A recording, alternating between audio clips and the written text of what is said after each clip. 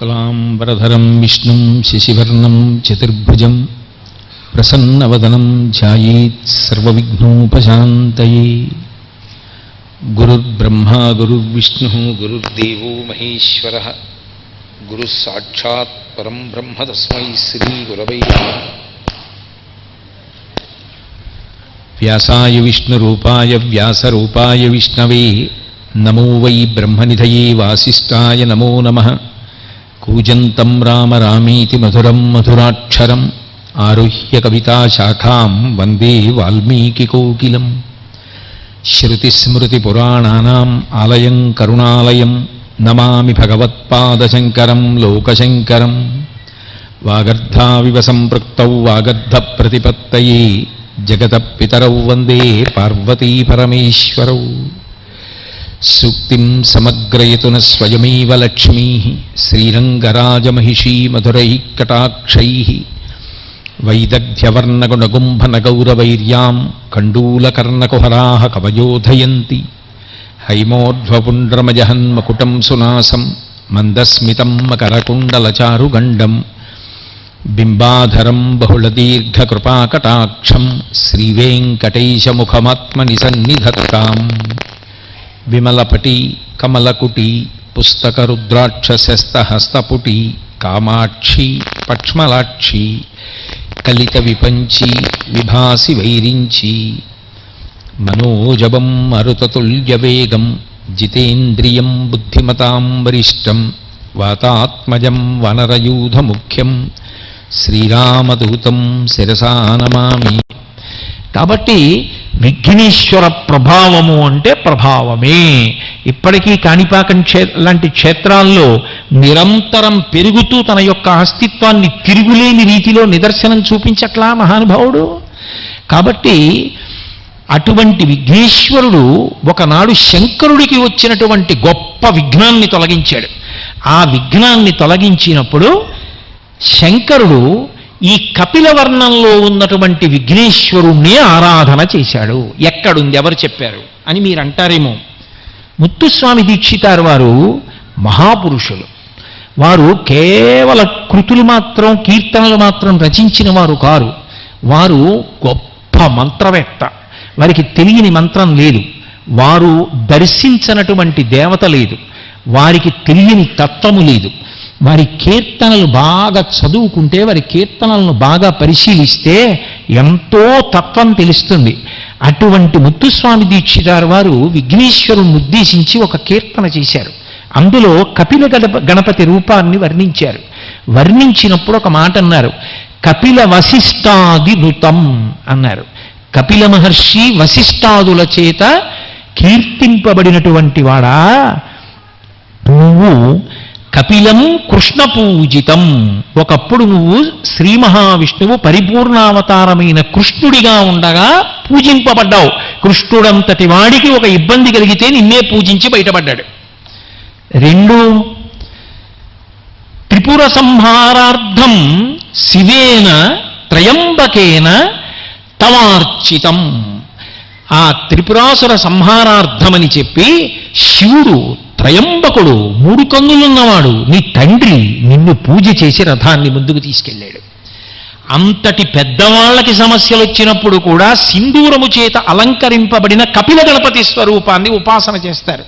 అందుకే సింధూరాన్ని ఆయనకి అలదడం, తత్శేషాన్ని బొట్టుగా పెట్టుకోవడం చాలా చాలా గొప్పది అని చెప్తారు ఉపాసన క్రమంలో.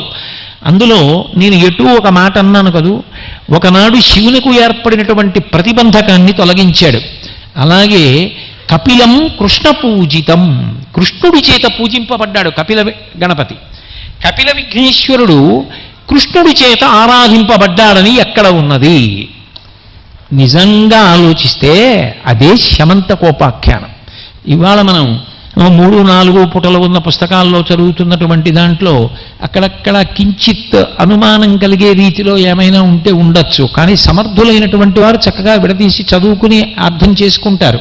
కాబట్టి నేనేం అందులో దోషాలు కానీ, చదవడంలో దోషాలు కానీ, పుస్తకంలో దోషాలు కానీ నేనేం పట్టట్లేదు. కానీ కృష్ణపూజితం కపిలం కృష్ణపూజితం అనడం శమంతకోపాఖ్యానమే.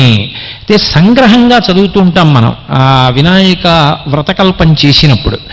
యథార్థమునకు విష్ణు పురాణంలో వ్యాసుల వారి తండ్రి గారు పరాశర మహర్షి వారు ఈ శమంతకోపాఖ్యాన్ని విష్ణు పురాణంలో ఇచ్చారు, భాగవతంలో కూడా ఉంది. అది నిజానికి అత్యంత క్లిష్టం ఎవరికైంది అంటే కృష్ణుడికైంది. ఎందువల్ల అయింది అంటే ఆ శమంతకమణిని సంపాదించుకున్న సత్రాజిత్తు యొక్క సోదరుడు ప్రసేనుడు, వీళ్ళిద్దరూ అన్నదమ్ములు. ఈ సత్రాజిత్తుకి సూర్యభగవానుడు మంచి మిత్రుడు. సూర్యభగవానుణ్ణి గొప్పగా ఆరాధించాడు. ఆరాధిస్తే మిత్రుడు కనుక దిగొచ్చాడు. ఏం కావాలన్నాడు. నీ మెడలో ఉన్న శమంతకమణిని నాకు ఇమ్మన్నాడు. తప్పకుండా ఇస్తాను. ఇది రోజుకి 8 బారుల బంగారం పెడుతుంది. అంతేకాదు, ఈ మణి ఎక్కడుంటుందో అక్కడ అతివృష్టి కాని అనావృష్టి కాని చీడ కాని పీడ కాని అంటువ్యాధులు కాని ఏమీ ఉండవు. కానీ ఒక ప్రమాదం ఉన్నది. ఈ మణిని ధరించిన వాడికి అంతఃశౌచం లేకపోయినా బాహ్య శౌచం లేకపోయినా ఎవరు మణిని ధరించాడో వాడు మరణిస్తాడు. జాగ్రత్త స్మా, అడిగావు కాబట్టి ఇస్తున్నాను అని తన మెడలోంచి తీసి ఆ శమంతకమణిని ఆ సత్రాజిత్తు మెడలో వేశాడు. సత్రాజిత్తు ద్వారకానగర వీధులలో నడిచి వస్తున్నాడు. వస్తుంటే సూర్యుడే నడిచి వస్తున్నట్టుంది. ఇది చూశారు ద్వారకానగర వాసులు. అబ్బో, సూర్యుడు వస్తున్నాడు కృష్ణ దర్శనానికి అనుకున్నారు. మహానుభావుడు కృష్ణ పరమాత్మ పరిపూర్ణావతారం, ఎందరో వచ్చేవారు దర్శనానికి. అలాగే సూర్యనారాయణమూర్తి వస్తున్నాడు అనుకుని పరిగెత్తుకెళ్ళి బలరామకృష్ణులకి చెప్పారు. తీరా వచ్చినవాడు సత్రాజిత్తు, మెడలో శమంతకమణి ఉంది. చూసి కృష్ణుడు అన్నాడు, రోజుకి 8 బారుల బంగారం పెట్టి అతివృష్టి అనావృష్టి అంటువ్యాధులు లేకుండా చూడగలిగిన శక్తి ఉన్న ఈ మణి నీ దగ్గర ఉంటే బరువు నీకు. రోజుకి 8 బారువులు పెట్టేస్తే కొన్ని సంవత్సరాలకి నీ దగ్గర ఎంత ఐశ్వర్యం వస్తుంది. ఒక వ్యక్తికి అంత ఐశ్వర్యం ఉంటే ప్రమాదం, అందరి కన్ను నీ మీద ఉంటుంది. నువ్విది ప్రభువుకి ఇచ్చేసి ప్రభువు దగ్గర ఉంటే ప్రజల కొరకు ఉపయోగపడుతుంది. అప్పుడు నీకు క్షేమం, ప్రభువు నిన్ను కాపాడుకుంటాడు, 2 కీర్తివంతుడు అవుతావు. ఇది ప్రభువుకి ఇమ్మన్నాడు. ఇవ్వడానికి సత్రాజిత్ ఇష్టపడలా, కానీ ఒక భయం పట్టుకుంది మనసులో. కృష్ణుడు అడిగాడు, కృష్ణుడు చాలా చమత్కారి, ఇవ్వలేదు కదా, దీన్ని ఎలాగైనా తీసుకుపోతాడని అనుమానపడ్డాడు. అనుమానపడి కృష్ణుడి మీద అనుమానం పెంచుకున్నాడు. అంతఃశౌచం పోయింది. అది తీసుకెళ్లి తమ్ముడు ప్రసేనజిత్తుకి ఇచ్చి, ఒరే చాలా జాగ్రత్త ఉస్మా, మెళ్ళలోనే వేసుకో అన్నాడు. ప్రసేనుడు దాన్ని మెళ్ళలో వేసుకున్నాడు. వేసుకున్నవాడు వేటకెళ్ళాడు. అనుకోకుండా ఆ రోజున కృష్ణ భగవానుడు కూడా వెళ్ళాడు. చీకటి పడుతున్న సమయం అయింది, ప్రదోష వేళ. అటువంటి సమయంలో ఈ ప్రసేనుడొక్కడు అరణ్యంలో కొంచెం దూరంగా వెళ్ళాడు వేటకి. ఎక్కడి నుంచో ఒక సింహం వచ్చి కొట్టేసింది ప్రసేనుణ్ణి. ఎందుకని? ఆ సమయంలో ఆయన శరీర శోధన చేశాడు. శరీర శోధన అంటే మూత్ర విసర్జన. మూత్ర విసర్జన చేసి కాళ్ళు చేతులు కడుక్కుని నోరు పుక్కిలించలేదు. శౌచం పోయింది. శరీర శౌచము లేదు కాబట్టి మణి చంపేస్తుంది. కాబట్టి అటుగా వచ్చిన సింహం ప్రసేనుణ్ణి చంపేసింది.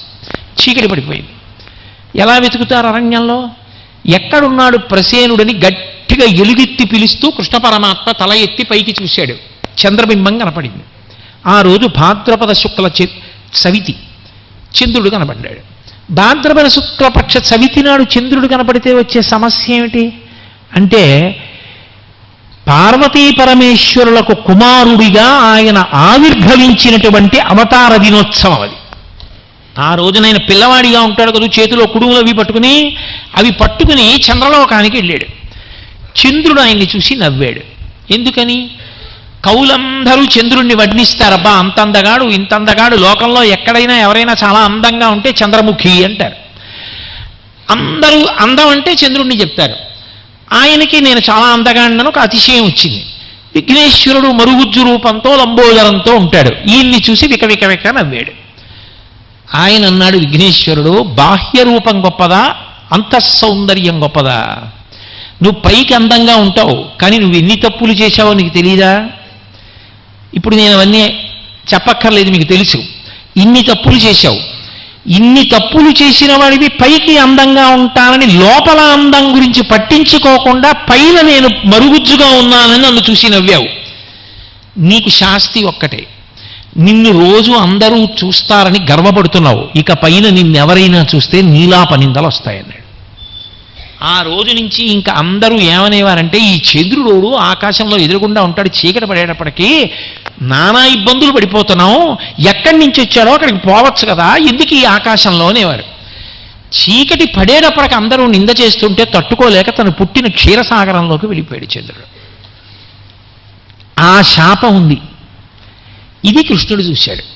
ఎప్పుడు? మళ్ళీ వెనక్కి వెళ్ళండి, ప్రసేనుడితో వేటకెళ్ళినప్పుడు ఇంటికి వెళ్ళిపోయాడు. ఇంటికి వెళ్ళిపోతే ప్రసేనుడు రాలేదు.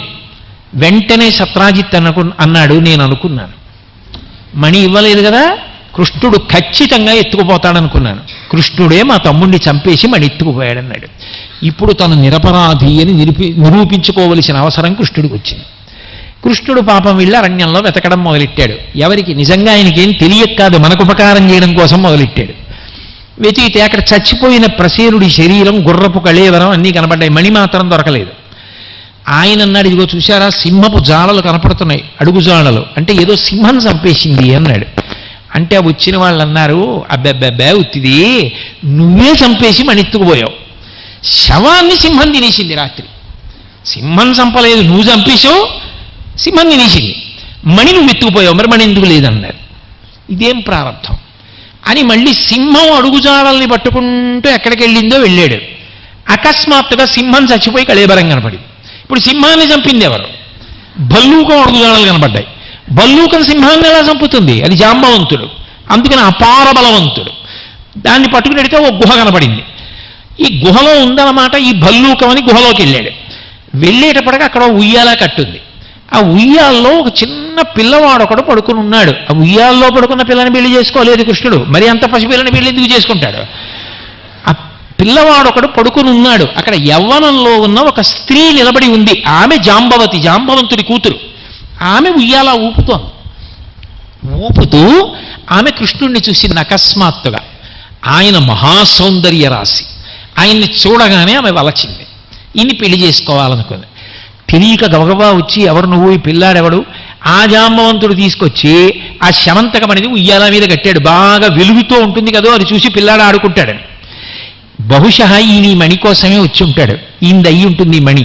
ఈ మణి ఎక్కడిది పిల్ల అని అడుగుతాడేమో. గట్టిగా అడిగితే మా నాన్న వస్తాడు, మా నాన్న వస్తే ఇంత సుకుమారంగా ఉన్నాడు, ఏం చేసేస్తాడో అని బెంగెట్టుకుని ఆయన అడగకుండా, తండ్రికి అర్థం కాకుండా, కృష్ణుడికి మాత్రమే అర్థమయ్యేటట్టు ఒక శ్లోకం చెప్పింది, ఉయ్యాల ఊపుతూ ఏదో పాట పాడినట్టు. సింహ ప్రసేనమవధీహి సింహో జాంబవతాహతః సుకుమార కమారోధీహి తవ హ్యేషా శమంతకః అంది.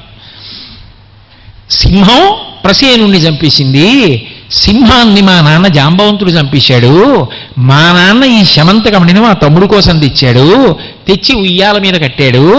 ఓ సుకుమారక అంటే ఓ చిన్నపిల్లాడా, ఏడవకురా అబ్బాయి, ఈ శమంతకమణి నీదేలే, నీ కోసమే నాన్న తెచ్చాడు అంది. అంటే కృష్ణుడికి కథ అర్థమైంది, ఎక్కడి నుంచి వచ్చిందో. పైకి కృష్ణుడి మాట వినపడకుండా చెప్పింది. ఎంత చెప్పినా కృష్ణుడి యొక్క నీలపు కాంతి జాంబవంతుడు గమనించాడు. బయటికి వచ్చాడు, యుద్ధం జరిగింది. 21 రోజులు హోరాహోరీ పోరాడుకున్నారు. రామావతారంలో ఇచ్చిన వరంగలు అంగప్రత్యంగములు కలుసుకోవడంలో రాముడే అని తెలుసుకున్నాడు, కాళ్ళ మీద పడ్డాడు.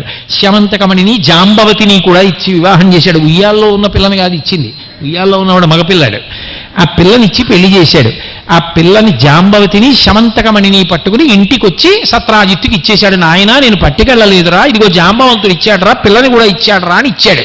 అయిపోయింది కదా కథ. కానీ అవలేదు, అక్కడ పెద్ద మలుపు తిరిగింది. కృష్ణుడికి కష్టం అయిపోతే అలా ఎక్కడ మలుపు తిరిగింది అంటే, తీరా శమంతకమణిని ఇచ్చి కృష్ణుడి ఇంటికి వెళ్ళిపోయాడు. వెళ్ళిపోయిన తర్వాత లక్క ఇంట్లో పాండవులు కుంతీదేవి చనిపోయారు, కాలిపోయిన వార్త వచ్చింది. కృష్ణుడికి తెలుసు వాళ్ళు చనిపోలేదని. అయినా ఊరుకుంటే ధృతరాష్ట్రుడికి అనుమానం వస్తుంది, వెళ్ళి పలకరిస్తే నిజంగా చచ్చిపోయారనుకుని ధైర్యంగా ఉంటాడు, వాళ్ళకి క్షేమమని పరామర్శకి వెళ్ళాడు. ఇక్కడ కృతవర్మ, శతధన్వుడు, అక్రూరుడు అని ముగ్గురు సమావేశం పెట్టుకున్నారు. ఆ సత్రాజిత్తు వీళ్ళ ముగ్గురు మీ అమ్మాయిని సత్యభామని మాకిచ్చి పెళ్లి చేయి అంటే, మీ ముగ్గురులో ఎవరికో ఇచ్చి పెళ్లి చేస్తానంటుండేవాడు. కానీ ప్రసేనుణ్ణి చంపేసి సింహం పట్టుకెళ్ళిపోయినటువంటి మణిని జాంబవంతుడి నుంచి తీసుకొచ్చి కృష్ణుడు ఇచ్చిన తరువాత, ఈ శమంతకమణి నాకెందుకు లేవయా కృష్ణ, ఇప్పటికే తప్పు చేశాను, దీన్ని నా కూతురు సత్యభామని కూడా నువ్వే పెళ్లి చేసుకొని సత్యభామనిచ్చి పెళ్లి చేశాడు.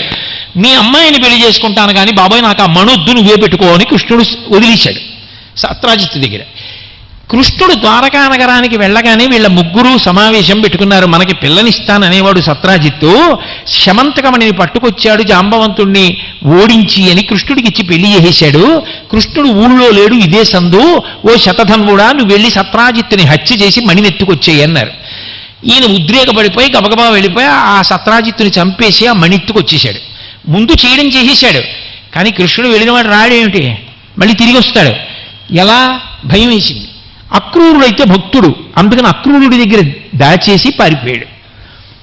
తిరిగి వచ్చాడు కృష్ణుడు. వచ్చిన తర్వాత అంతఃపురంలో చెప్పారు, మీ మామగారు సత్రాజిత్తుని చంపేశాడు ఆ శతధన్వుడని. ఎక్కడున్నాడు వాడు వెతికి పట్టుకుంటానని రథం మీద బయలుదేరాడు. తమ్ముడా ఒక్కడివి వీళ్లకు నేను వస్తానని బలరాముడు కూడా బయలుదేరాడు. సరే ఇద్దరూ కలిసి తరుగుతున్నారు. ముందు గుర్రం మీద ఆయన ఎడుతున్నాడు. కొంత దూరం వెళ్ళిన తర్వాత గుర్రం నుంచి దూకేసి నడిచి పారిపోతున్నాడు శతధనుడు.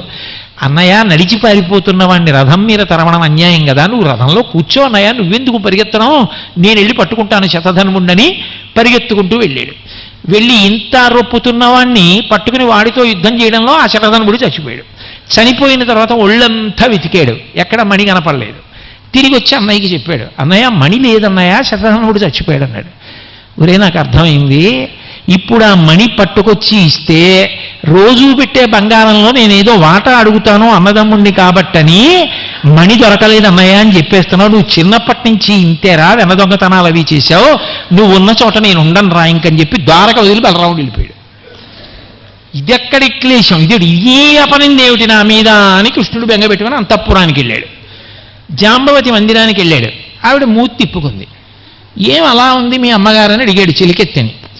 అడిగితే మీ దగ్గరే ఉంది కదా ఆ శమంతకమణి, ఇప్పుడు మీరు ఆ మణి జాంబవంతుడిచ్చాడని లోకానికి చెప్తే సత్యభామ మూతి ముడుచుకుంటుందని మీ నాన్నగారు ఇచ్చారు సత్రాజిత్ అని చెప్పడం కోసం జాంబవంతుడి దగ్గర తెచ్చింది శతధనుడు ఎత్తుకుపోయాడని అబద్ధం ఆడి సత్యభామ దగ్గర దాచారని జాంబవతి అనుకుంటోంది, అందుకని మూతి తిప్పుకుంటోందన్నారు.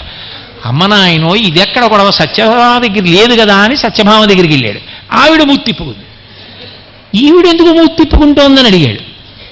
ఇంత కష్టపడి సూర్యుడిని దగ్గర తపస్సు చేసి తెచ్చింది మా నాన్న సత్రాజిత్తు, అసలు పాపం చనిపోయాడు, అంతఃశౌచం లేక మా నాన్న పోయాడు, బాహ్య శౌచం లేక మా పినతండ్రి పోయాడు, శమంతకమణి నీకు దక్కింది.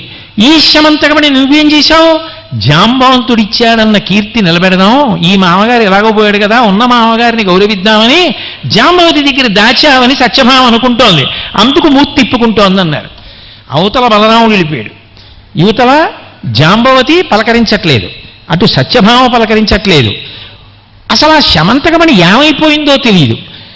అందరూ కృష్ణుడే దాచేశాడంటున్నారు.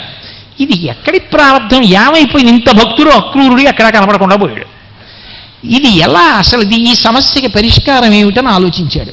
ఆలోచిస్తుంటే నారద మహర్షి వచ్చాడు. ఏం కృష్ణ, ఏమిటి ఇంత ఖేదంలో ఉన్నావు, ఏమిటి నీ బాధ అని అడిగాడు. అయితే ఏమీ లేదు, ఇన్ని అపవాదులు వచ్చేసాయి, ఎందువల్ల అంటావు నారద అని అడిగాడు. ఏమీ లేదు, ప్రసేనుడితో వేటకెళ్ళినప్పుడు భాద్రపద శుక్ల చవితి నాడు వాడిని వెతుకుతూ వెతుకుతూ తలపైకెత్తి ఆకాశంలో చంద్రుణ్ణి చూశావు, దానివల్ల వచ్చాయి నీకు ఈ అపనిందలు.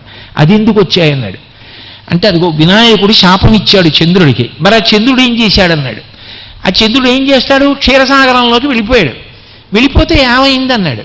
చంద్రుడు క్షీరసాగరంలోకి వెళ్ళిపోతే పౌర్ణమి నాడు సముద్రం పొంగదు, ఇంకా చంద్రుడు లేడుగా, పైగా ఓషధులు ప్రకాశించవు, మనుష్యులకి అనారోగ్యం వస్తే ఓషధులు లేవు, చంద్రుడు లేకపోతే ఆకాశంలో కాంతి లేదు, మనుష్యులకు ప్రసన్నత లేదు. అప్పుడు అందరూ బ్రహ్మగారి దగ్గరికి వెళ్ళారు. నాయన ఇటువంటి ఆపద వచ్చింది, వినాయకుడు శాపం ఇచ్చాడు, చంద్రుడు సముద్రంలోకి పోయాడు, దీనికి తరుణోపాయం ఏమిటని అడిగాడు. తరుణోపాయం ఏమిటి, దీనికి ఒక్కటే తరుణోపాయం, మహాగణపతి మహాకారుణ్యమూర్తి తప్పు చేశాడు, శిక్షించాడు.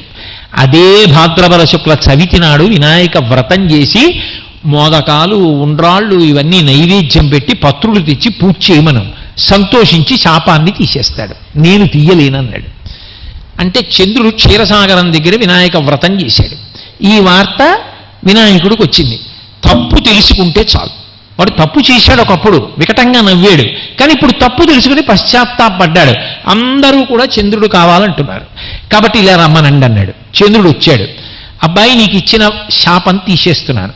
ఒక్క భాద్రపద శుక్ల చవితి నాడు తప్ప ఇతర రోజులలో నిన్ను చూసినా ఏమీ అవదు. ఒక్క ఆ రోజున మాత్రం చూడకూడదు. అప్పుడు అహంకారం ఎంత ప్రమాదమో లోకానికి గుర్తుండిపోతుంది. అందుకని ఆ ఒక్కరోజు నా శాపం అన్వయం, పోయి ఆకాశంలో హాయిగా యథాస్థానంలో ఉండి సంతోషంగా ఉండన్నాడు. నువ్వు ఆ రోజును చూశావు, అందుకు వచ్చింది నీ కాపనిందన్నాడు. ఇది బాగానే ఉంది, కానీ ఇప్పుడు నేనేం చెయ్యాలన్నాడు కృష్ణుడు. నువ్వు అంతే, నువ్వు భాద్రపద శుక్ల చతుర్థి నాడు మళ్ళీ నువ్వు కూడా వ్రతం చేయి చవితి నాడు. ఆయన వినాయక వ్రతం చేశాడు కృష్ణుడు కూడా. ఎవరిని?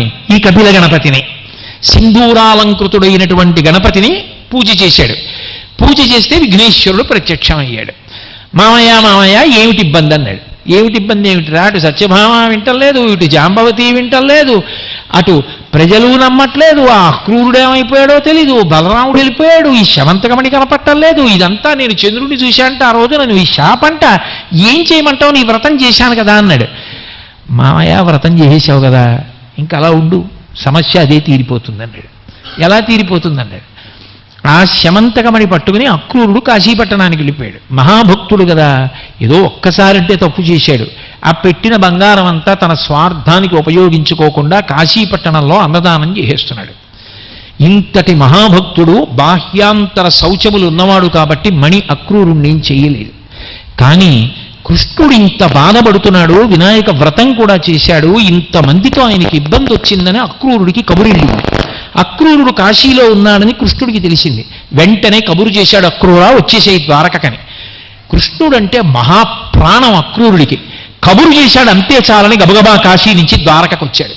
వచ్చి ఇదిగో శమంతకమణి అని వెనక ఉన్న కథంతా చలనచిత్రం చిట్ట చివరిలో చెప్పినట్టు చెప్పేశాడు.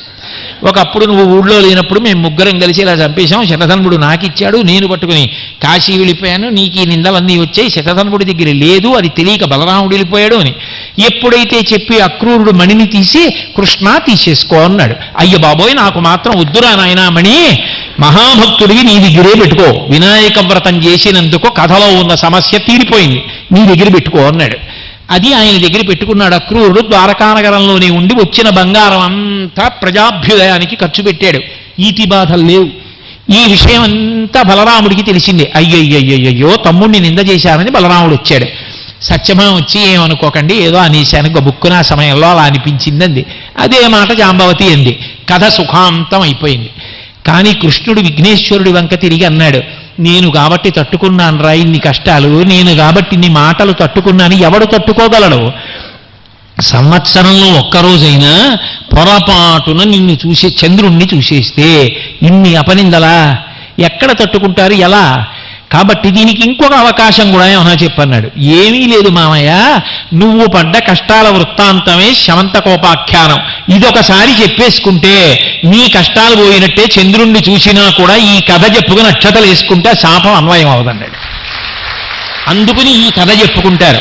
అయితే బాగానే ఉంది కానండి, ఇన్ని మలుపులు ఉన్నాయి కదా, ఈ కథ గుర్తుండడం ఎలా అంటే, ఈ కథంతా గుర్తుండకపోతే కృష్ణుడికి శమంతకమణి ఎక్కడి నుంచి వచ్చిందో రహస్యంగా జాంబవతి ఉయ్యాల ఊపుతూ చెప్పిన శ్లోకం ఒక్కటి చదివేస్తే చాలు, శమంతకోపాఖ్యానం చెప్పేసినట్టు. సింహప్రసేనమవదీహి సింహో జాంబవతాహత సుకుమారకమారోధీహి తమహ్యేషా శమంతక. అప్పుడు సుకుమారుడు మనమే. ఒరే సుకుమారుడా, అపనిందలు వస్తాయని బెంగపెట్టుకోకురా, ఈ కథ ఒక్కసారి గుర్తు తెచ్చుకున్నా, చదువుకున్నా, జ్ఞాపకం లేకపోతే శ్లోకం ఒక్కటి చెప్పుకుని పూజ చేసిన అక్షతలు తల మీద వేసుకుంటే, నువ్వు చేయకపోయినా పోని చేసిన వాళ్ళ ఇంట్లోంచి అక్షతలు తెచ్చి వేసుకుంటే పొరపాటున నువ్వు చంద్రుణ్ణి చూసినా నీకే నీలాపనిందలు రావు. కాబట్టి ఇప్పుడు కృష్ణుడి వలన లోకమంతటికీ కూడా శాపావకాశం కలిగింది. ఇంత పెద్ద కథ నడిచింది. ఒకనాడు శివుడికే ఇబ్బంది వచ్చింది త్రిపురాసుర సంహారంలో. మహానుభావుడు విఘ్నేశ్వరుణ్ణి స్మరిస్తే ఇరుసు బాగుబడి రథం నడిచి త్రిపురాసుర సంహారమైంది. పరిపూర్ణావతారం కృష్ణావతారంలో ఇబ్బంది వచ్చింది. విఘ్నేశ్వరుడికి పూజ చేసి భాద్రపద శుక్ల చవితి నాడు వినాయక వ్రతం చేస్తే కృష్ణ పరమాత్మ గట్టెక్కాడు. ఈ రెండిటిని దృష్టిలో పెట్టుకుని కపిల గణపతి ఆరాధన ఎంత గొప్పదో చెప్పడానికి ముత్తుస్వామి దీక్షితారు వారు కీర్తనలోకి ఈ రెండిటిని తీసుకొచ్చారు. తీసుకొచ్చి కపిలం కృష్ణ పూజితం, కపిల గణపతి కృష్ణుడి చేత పూజింపబడ్డాడు అన్నారు. అని మళ్ళీ ఇంకొక చరణం దగ్గరికి వచ్చేటప్పటికీ ఆ త్రిపురాసుర సంహారార్థం శివేన త్రయంబకేన అర్చితం. ఆ త్రయంబకుడైనటువంటి పరమశివుడు కూడా త్రిపురాసుర సంహార సమయంలో రథం యొక్క ఇరుసు విరిగిపోతే నిన్నే పూజించాడు అని ఓ కపిల గణపతి ఉమామహేశ్వర సుతం అన్నారు. అని ఆయనే ఉమామహేశ్వరులకు మళ్ళీ కుమారుడిగా అవతరించాడు. దీక్షితారు వారి కీర్తనలంటే పరమాద్భుతమైన కీర్తనలు. మహానుభావుడు అంత అధికారం ఉన్నవాడైన మంత్రముల మీద. ఆయన కీర్తనలో ఈ కపిల గణపతి వైభవాన్ని వర్ణించారు. అటువంటి కపిల గణపతి దర్శనం చేసినటువంటి ఫలితం కోసం సింధూరంతో పూజన్నా చేస్తారు. సింధూరం చెక్కిళ్ళకి రాసి ఆ శేషాన్ని బొట్టు పెట్టుకుని ఒకసారి చూస్తారు. మహాజ్ఞాని మహావీరుడి పూజ చేసినట్టు. ఉత్తర భారతంలో అయితే ఏకంగా సింధూరంతో ఆయనని అలంకృతుణ్ణి చేస్తారు. అందుకని కపిల గణపతి స్వరూపం అంత గొప్ప స్వరూపంగా వచ్చింది. సరే, మంత్రశాస్త్రాల్లో వాటిల్లో ఇంకా ఈ కపిల గణపతి యొక్క రూపం గురించి, వైభవం గురించి అబ్బో ఎన్ని విశేషాలో మాట్లాడారు. కానీ కొద్దిగా తెలుసుకున్నా, భక్తితో తెలుసుకుంటే పరిపూర్ణంగా తెలుసుకున్నట్టే. కాబట్టి సుముఖశ్చైకదంతశ్చ కపిలో గజకర్ణకః. మంగళాశాసన పరై మదాచార్య పురోగమై సర్వైశ్చ పూర్వైరాచార్యై సత్కృతాయాస్తు మంగళం. మంగళం కౌసలేంద్రాయ మహనీయ గుణాత్మనే చక్రవర్తి తనూజాయ సర్వభౌమాయ మంగళం.